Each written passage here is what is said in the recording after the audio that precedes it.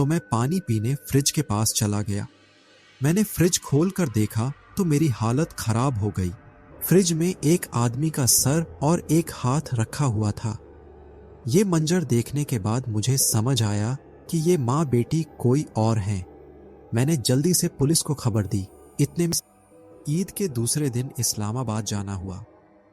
Late पहुंचने की वजह से होटल में रहने का इंतजाम न हो सका तो अम्मी ने कहा वहां उनकी कजिन रहती है, मैं उनके साथ ठहर जाऊं। इस्लामाबाद उनके घर पहुंचा तो रात के 12 बज रहे थे। खाला से पहले बस एक मुलाकात लाहौर शादी पर हुई थी। हेलो हाय के बाद चाय पी गई।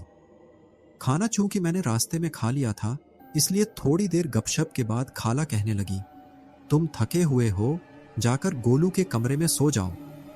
हो सकता है अभी ऊपर जाग रही हो, और वैसे भी शादी पर जब तुम्हें देखा तो तुमसे मिलना चाहती थी। हमारी मजीद गपशप सुबह होगी। यह कहकर उन्होंने ऊपर के कमरे की तरफ इशारा किया। गोलू का सुनकर मेरी नींद उड़ गई। जहन में छोटी सी बच्ची आ गई और सारी रात गोलू की रे रे टेंटे का सोचकर मैं घबराकर बोला, ना नहीं खाला, मैं यहीं ड्राइंग रूम में सो जाता हूँ। मैं घर में भी ड्राइंग रूम में ही सोता हूँ। खाला ने कहा, नहीं बेटा, पहली बार आए हो, प्लीज ऊपर सो जाओ। खाला ने एक दो बार और कहा, फिर हूं कहकर तकिया और चादर लेने चली गई। सुबह देर से उठा, इसीलिए नाश्ता कर रहा था कि अचानक एक बेहद हसीन और जमील लड़की डाइनिंग रूम में दाखिल हुई। हाय अल्लाह जी, मैं मर जावा, तुम और इधर, मैं ख्वाब तो नहीं देख रही। मैं डर के मारे उठ खड़ा हुआ। पता नहीं क्या हुआ इसको। मुझे देखकर मुस्कुराई, बालों की लट पीछे की और मुसाफा के लिए हाथ बढ़ाते हुए बोली, हाय, मैं आयजा हूँ, लेकिन सब मुझे प्यार से गोलू बोलते हैं। और आपका नाम? ओह, तो गोलू तुम थी। मैंने दिल ही दिल में खुद को कोसते हुए आहिस्ता से कहा, मैं हूँ उल्लू, असद नाम है मेरा, आपसे मिलकर खुशी हुई। वह बोली और मुस्कुराई, क्या रात इधर ही सोए? मैं, हाँ। ओएमजी, लेकिन रूम में क्यों नहीं? इतने में खाला आई और सब बताया। गोलू सब सुनकर हंसने लगी और बोली, बड़े डरपोक हो, मैं तो तुम्हें हीरो समझती थी। दिन के 12 बजे थे। मैंने खाला से कहा कि हम तीनों इस्लामाबाद की सैर करते हैं, शाम तक वापस आ जाएंगे। वैसे भी अभी फौरिग बैठे हैं। लेकिन गोलू और खाला ऐसे घबरा गईं जैसे मैंने किसी का कत्ल कर दिया हो और इस वक्त जाने से मना कर दिया। खैर, हम तीनों फिर से गपशप लगाने लगे। अभी शाम हुई थी। मैं करीबी मस्जिद में नमाज पढ़कर घर आया तो खाला और गोलू तैयार बैठी थीं और कहने लगी कि हम आपको इस्लामाबाद दिखाते हैं। हम तीनों मेरी गाड़ी में निकले। हम सब इस्लामाबाद में खूब घूमे फिरे और पिक्चर्स और सेल्फी ली। हम जब भी कोई पिक्चर लेते तो माँ बेटी का रंग उड़ जाता। अभी रात के 9 बजने वाले थे तो मैंने खाला से कहा कि इधर इस्लामाबाद के मशहूर रेस्टोरेंट सेवर फूड से खाना खा लेते हैं। लेकिन खाला ने कहा कि आज हम आपके लिए स्पेशल खाना बनाएंगे।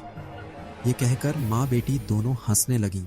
9:30 बजे के करीब खाला ने एक अस्पताल के करीब गाड़ी रुकवाई और कहा कि मैं अपनी एक दोस्त से मिलने जा रही हूँ, आप दोनों मेरा यहीं गाड़ी में इंतजार कीजिए। मैं दिल ही दिल में खुश हो रहा था कि इसी बहाने गोलू के साथ अकेले में थोड़ी गपशप भी हो जाएगी। गोलू रात को और ज्यादा हसीन दिखने लगी थी।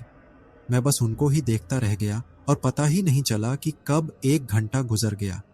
इतने में खाला आ गई और अपने साथ एक भारी भरकम बोरी भी ले आई और गाड़ी की डिक्की में रख दी। घर पहुंचे तो मैं खाला के साथ वो बोरी गाड़ी की डिक्की से निकालकर घर ले जाने लगा। जब मैंने बोरी उठाई तो मुझे यकीन ही नहीं आया कि खाला ने इतनी हैवी बोरी उठाई कैसे। मैं जो पिछले 13 सालों से बॉडी बिल्डिंग कर रहा था, बड़ी मुश्किल से बोरी उठाकर किचन में रख दी। मैंने खाला की तारीफ करते हुए कहा, वाह खाला, इतनी हैवी बोरी आपने आखिर उठाई कैसे? इसको उठाने में तो मेरी हालत गैर हो गई। वैसे इसमें है क्या? खाला ने हंसते हुए मेरी बात को नजरअंदाज करते हुए कहा कि जाओ फ्रेश होकर आ जाओ, तब तक हम खाना पकाते हैं। मैं गोलू के बाथरूम में चला गया।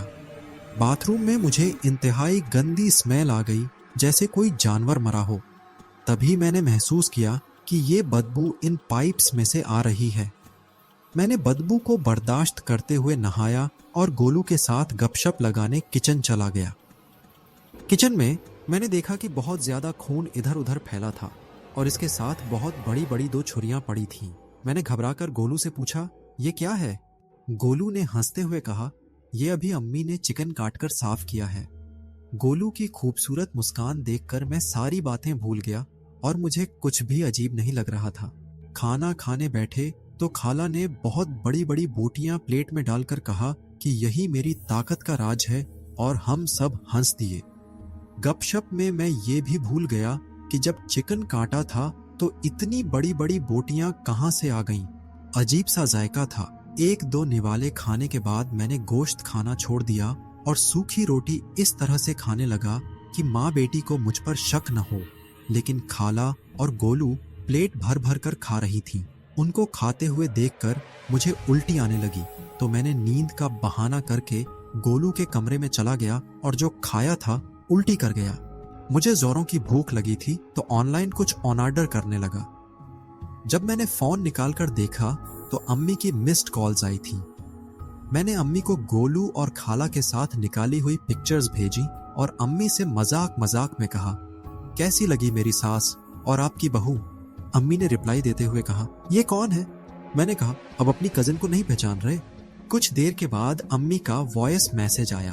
अम्मी ने कहा कि उनकी कजिन ससुराल के साथ ईद मनाने के लिए कराची गई है और तुमने आज जिन औरतों की पिक्चर्स भेजी हैं इनसे दूर रहो, वरना दोबारा घर वापस मत आना। मुझे थोड़ा सा शक हुआ और फिर सोचा शायद अम्मी मजाक कर रही हैं। अभी गोलू और खाला बाहर सहन में टहल रही थी और मुझे प्यास लगी, तो मैं पानी पीने फ्रिज के पास चला गया। मैंने फ्रिज खोल कर देखा तो मेरी हालत खराब हो गई। फ्रिज में एक आदमी का सर और एक हाथ रखा हुआ था। ये मंजर देखने के बाद मुझे समझ आया कि ये माँ बेटी कोई और हैं। मैंने जल्दी से पुलिस को खबर दी। इतने में गोलू आ गई। मैं ऐसा बिहेव कर रहा था जैसे मुझे कुछ भी नहीं पता। गोलू आहिस्ता आहिस्ता मेरे करीब आई, मेरे गालों पर हाथ फेरा और फिर इतनी जोर से मेरे दोनों हाथ पकड़े कि मेरी चीखें निकल गईं। इतने में गोलू की माँ आ गई और मेरे दोनों हाथ और पांव रस्सी से बांध दिए और किचन में पड़ी बड़ी बड़ी छुरियां तेज करने लगी। मैं डर के मारे पेशाब कर बैठा। जैसे ही वो औरत छुरी लेकर मेरे करीब आई, इतने में पुलिस की गाड़ी का सायरन बजा। माँ बेटी डर गईं और खिड़की से कूदकर भाग गईं। पुलिस अंदर आई और मेरी रस्सी खोली। मैंने पुलिस को सारा वाकया सुनाया और पिक्चर्स दिखाई। पिक्चर्स देखने के बाद पुलिस ने बताया कि ये माँ बेटी आदमखोर हैं। ये इंसानों का मांस खाती हैं। ये आदमखोर इंतहाई ताकतवर होते हैं। ये आप जैसे नौजवानों को फंसाकर उनका गोश्त खाते हैं। पुलिस की बातें सुनकर मैं उसी रात सीधे अपने घर लाहौर के लिए निकला और पुलिस ने घर सील कर दिया।